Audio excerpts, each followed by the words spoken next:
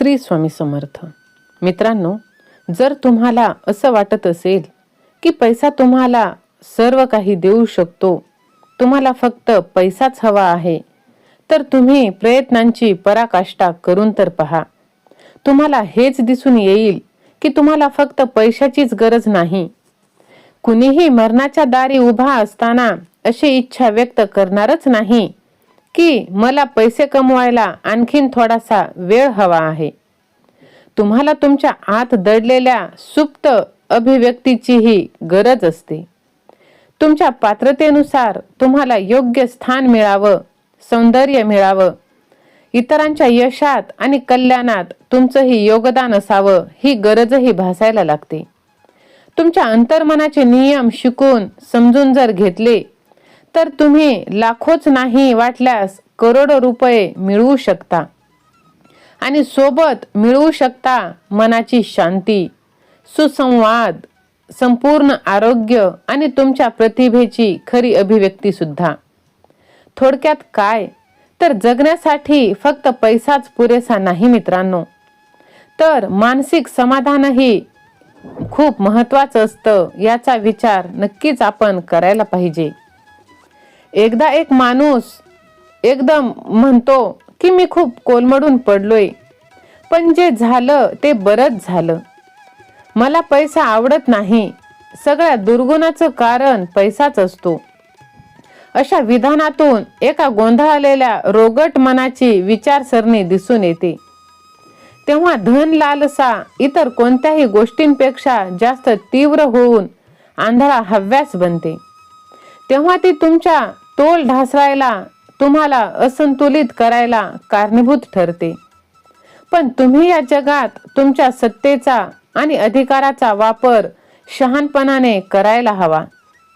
काही लोक सत्ता पिपासू असतात, तर काही मिडास राजासारखे पैशाला हपापलेले. जर तुम्ही तुमच्या मनाशी पक्की गाठ मारली की पैसाच सब कुछ है आणि म्हणालात मला फक्त पैसा हवा, मी माझे लक्ष फक्त पैसा गोळा करण्यावर केंद्रित करणार, बाकीच्या कोणत्याच गोष्टींवर नाही, तर तुम्ही पैसा जरूर कमवाल. खंडीभर धन गोळा कराल, पण पैशाची किंमत चुकवून. कशाची? तर आपल्या आयुष्याची.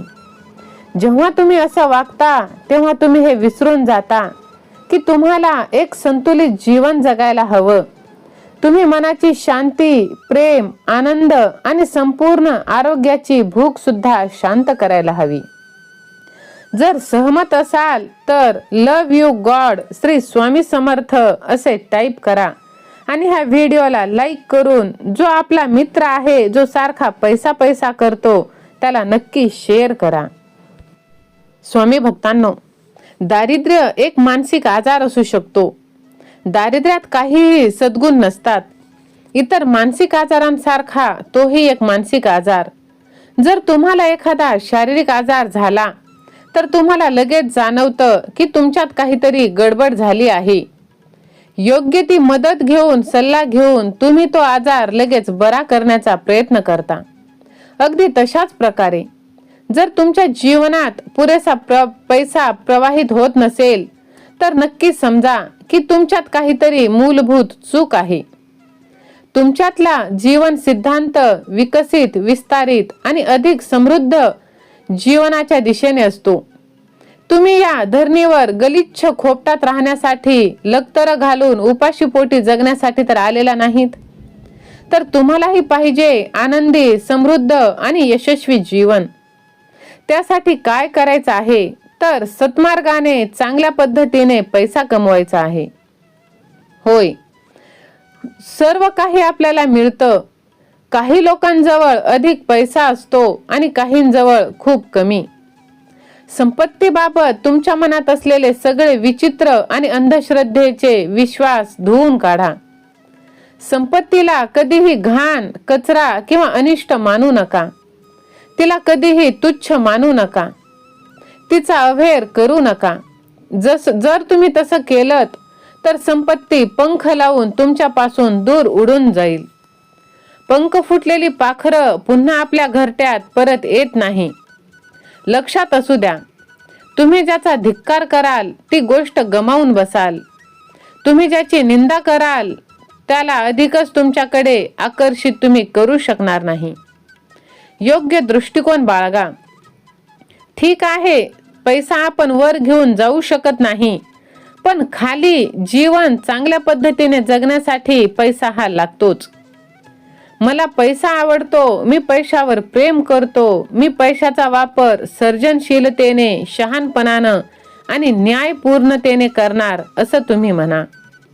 माझ्या जीवनात लक्ष्मीचा प्रवाह अविरत वाहत आहे. मी त्याला खुशीनं मुक्त करतो आणि तो अद्भुत रीतीने कितीतरी पटीने माझ्याकडे वाढून परत येत आहे असं तुम्ही म्हणा. पैसा चांगला आहे, खूप चांगला.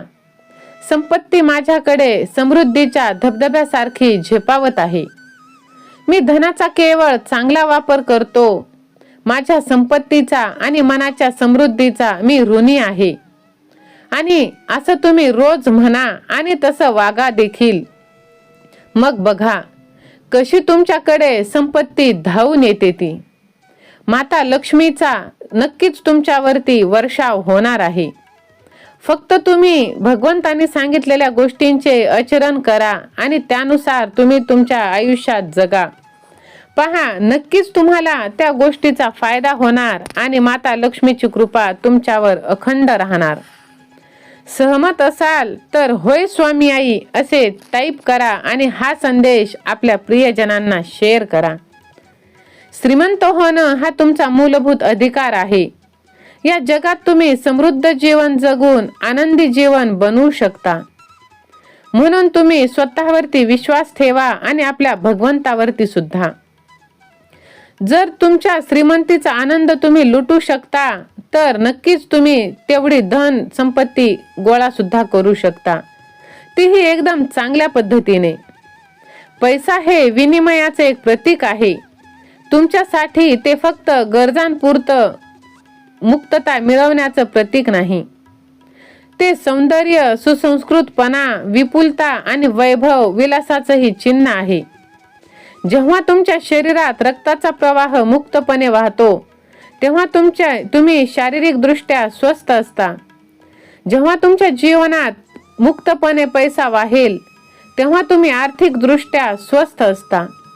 भगवंतानी सर्व काही तुम्हाला दिलेलं आहे ते त्याचा तुम्ही चांगल्या पद्धतीने वापर करा. उतून मातून जाऊ नका आणि भगवंतानी सांगितलेला वसा सोडून देऊ नका. चांगल्या मार्गाने कमवलेला पैसा हे चांगल्या पद्धतीने खर्च करायला पाहिजे. श्री स्वामी समर्थ. धन्यवाद.